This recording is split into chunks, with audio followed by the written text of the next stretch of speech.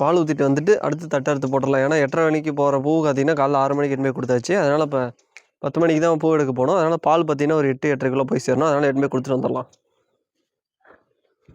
நான் வண்டியை வளைச்சிட்டு வரதுக்குள்ளே லைக் போட்டிங்கன்னா உங்களுக்கு நல்ல விஷயம் 5 நிமிஷம் தெரியும். சப்ஸ்கிரைப் பண்ணி விட்டுருங்க. சரக் அப்பாடியம்மா சுப்ரமணி அட்டா பால் ஊற்றிட்டு வரான், பார்த்துக்க மாட்டேன். பால் ஊற்றிட்டு அடுத்தபடியாக உடனே நம்மளோட சூப் என்ன பேர் தோட்டத்துக்கு வந்தால் இந்த வயல் பார்த்தீங்கன்னா கிட்டத்தட்ட அழிக்கக்கூடிய நிலவரத்தில் இருக்குது. என்னடா காரணம் அப்படின்னு கேட்டிங்கன்னா, நல்லா தட்டுக்கள்லாம் பார்த்தீங்கன்னா ஓரளவு எல்லாம் முத்தி போயிடுச்சு. அதேமாதிரி நல்லா அடர்த்தியாக வளர்ந்துருச்சு.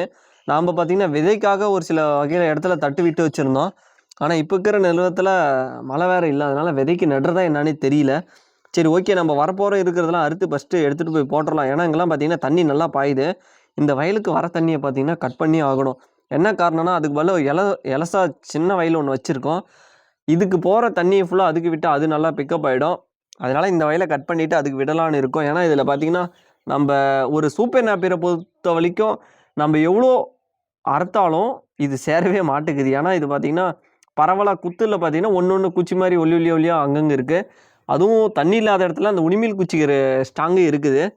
அப்படி இருக்க பட்சத்தில் ஒன்றும் பண்ண முடியாது. அதனால் நம்ம வந்து வரக்குன்னு அறுத்துட்ருக்கோம். இந்த டைமில் பார்த்திங்கன்னா நம்ம வாய்ஸ் ரெக்கார்டு எடுத்தோம்.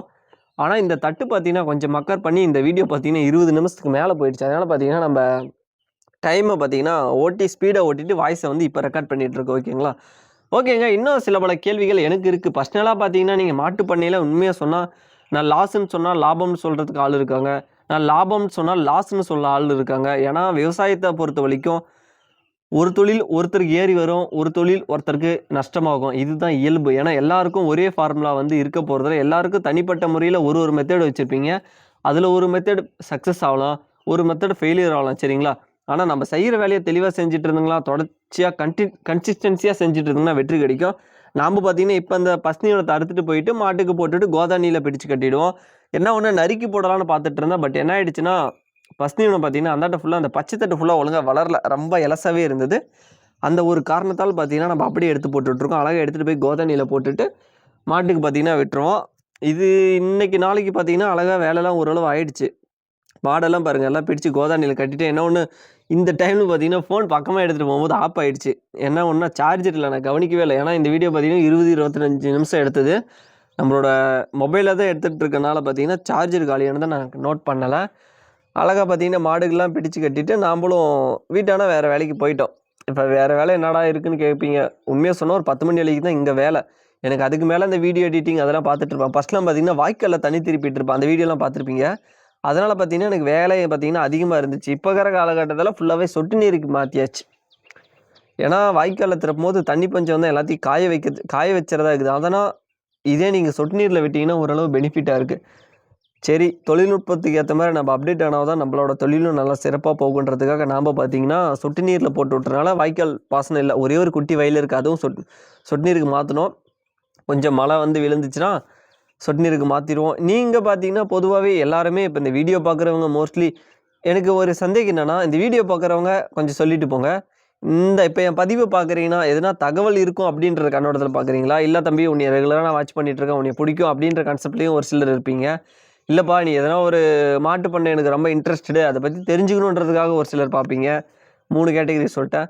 ஓகே, இந்த கேட்டகரியில் எதுனா நீங்கள் பார்க்குறீங்கன்னா கமெண்ட்டில் போட்டு விடுங்க. இல்லை வேறு எதுனா கேட்டகரியில் பார்த்தாலும் எனக்கு சொல்லுங்கள். ஏன்னா நான் தெரிஞ்சுக்கிறேன். என் வீடியோவை இப்போ நம்பி ஒரு 800-1000 பேர் பார்க்குறீங்கன்னா ஓகே, என்ன காரணத்துக்கு அதிகமாக பார்க்குறீங்கன்னு தெரிஞ்சால் நான் அந்த விஷயத்தை நான் கவனம் செலுத்துவேன்.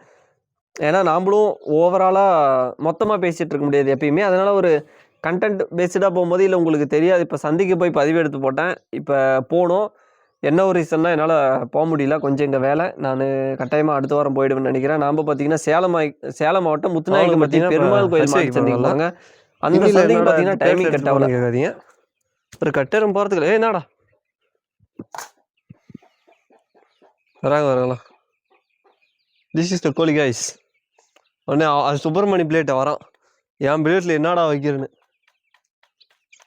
அரிசி தான் சாப்பிட்டு போடா, உன் சோர்லாம் தெரியல போட, அப்புறம் வாங்கி போட போட அடிச்சிட்டு போகிறேன் போட. அதை பாருங்க வந்து அவன் பிளேட்டில் எல்லாம் சாப்பிட்றாங்கன்னு எப்படி பார்க்குறான்னு.